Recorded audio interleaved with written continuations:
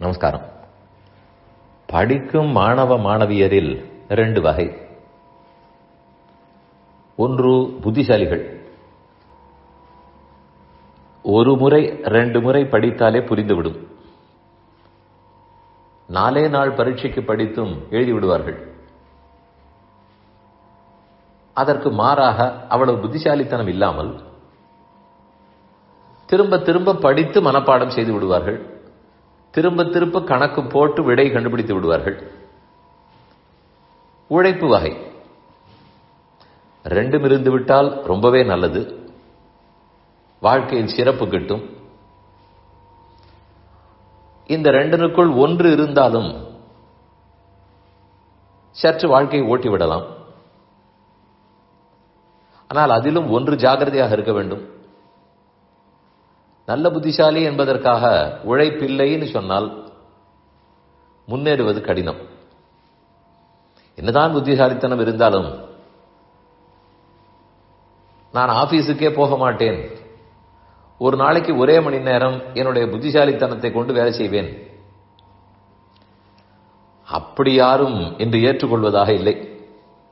இன்னும் கேட்டால் ஆபீஸுக்கு போய்விட்டால் உள்ளே வரும் நேரம் உண்டு, வெளியே போகும் நேரம் தெரியாது. அவர்கள் எல்லாரும் புத்திசாலிகள் தானே.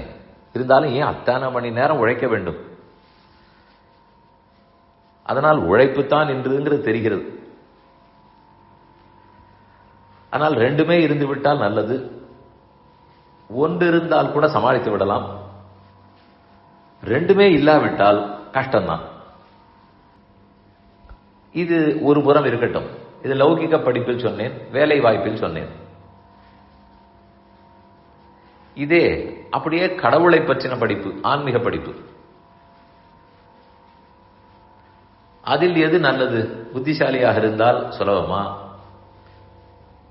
அல்லது திரும்ப திரும்ப படிக்கும் உழைப்பாளி அப்படி இருந்தால் நல்லதா? நமக்கு என்ன தோன்றும்?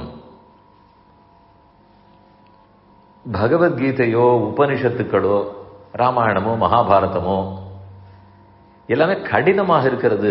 ஆழ்ந்த கருத்துகள் புரிவதற்கு கஷ்டம். அதனால் புத்திசாலியாக இருந்து விட்டால் எளிதில் புரிந்து கொள்ளலாம். உழைத்து உழைத்து திரும்ப திரும்ப படித்து என்ன லாபம்?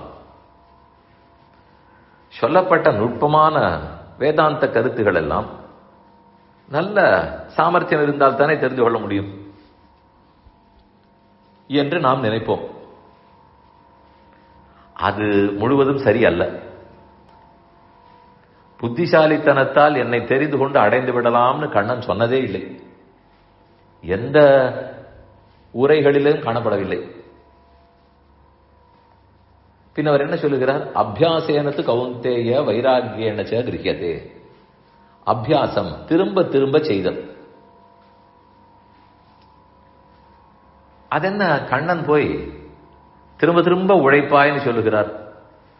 நிமிட போதில் புத்திசாலித்தனத்தால் என்னை தெரிந்து கொள்வாய்னு சொல்ல வேண்டாமா? அவர் அப்படிப்பட்ட புத்திசாலி தானே. இழு இழு என்று உழைத்துக் கொண்டா இருக்க முடியும்? இன்று எல்லாருமே ஸ்மார்ட் ஒர்க், அது முக்கியம்னு சொல்றார்கள். ஹார்ட் ஒர்க் அதெல்லாம் போன தலைமுறை. இப்படித்தானே பேச்சு அடிபடுகிறது. பகவானும் அப்படித்தான் இருக்க வேண்டும். ஸ்மார்ட் ஒர்க்கை சொல்ல வேண்டாமா என்றால் அவர் அப்படி சொல்லவில்லை. அவர் ஹார்ட் ஒர்க், திரும்ப திரும்ப செய்வதைத்தான் ஏற்றுக்கொள்கிறார். ஏன்? புத்திசாலித்தனம்ங்கிறது எது? கண்ணால் கண்டு, காதால் கேட்டு, கையால் தொட்டு, மூக்கால் முகர்ந்து, நாவால் சுவைத்து சட்டென்று தெரிந்து கொள்வது புத்திசாலித்தனம். கண்ணுக்கே புலப்படாத பொருளை தெரிந்து கொள்வதா புத்திசாலித்தனம்? அது முடியாது.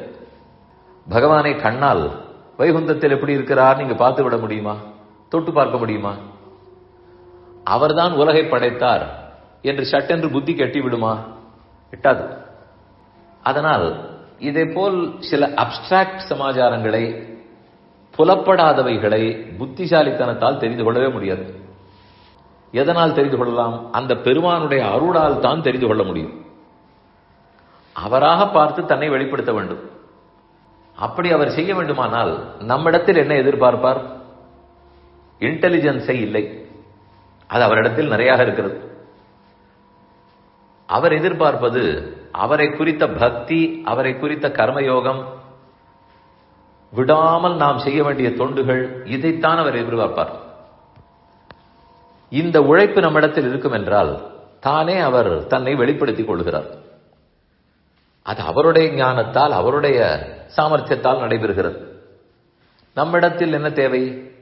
உழைப்பு தேவை, அவர் விருப்பப்படி நடத்தல் தேவை, திரும்ப திரும்ப சொன்னதை செய்தல் தேவை. அதைத்தான் வைராக்கியமும் வேண்டும், திரும்ப திரும்ப செய்யும் அபியாசம் இருக்க வேண்டும் என்று கண்ணன் சொல்லுகிறார்.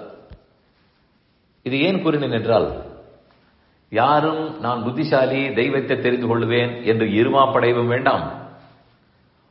என்னிடத்தில் புத்தி இல்லையே, அறிவு குறைவாயித்தே, உழைப்பு தானே இருக்கிறது, நமக்கு கடவுள் எட்டவே மாட்டார், நான் எளியவன் என்று நினைத்து ஒதுங்கவும் வேண்டாம். அவர் கண்டிப்பா நிறைய உழைப்பவர்களை, தொண்டாற்றுபவர்களுக்கு தன்னை தானே வெளிப்படுத்திக் கொள்கிறார்.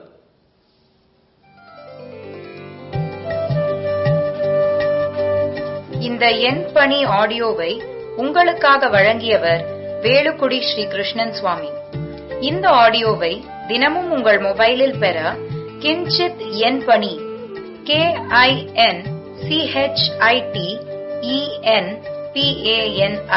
என்ற ஆப்பை கூகுள் பிளே ஸ்டோரிலோ அல்லது ஆப்பிள் ஐ ஸ்டோரிலோ டவுன்லோட் செய்து கொள்ளவும். தினம்தோறும் இது போன்ற உபன்யாசங்களை கேட்டு மகிழவும்.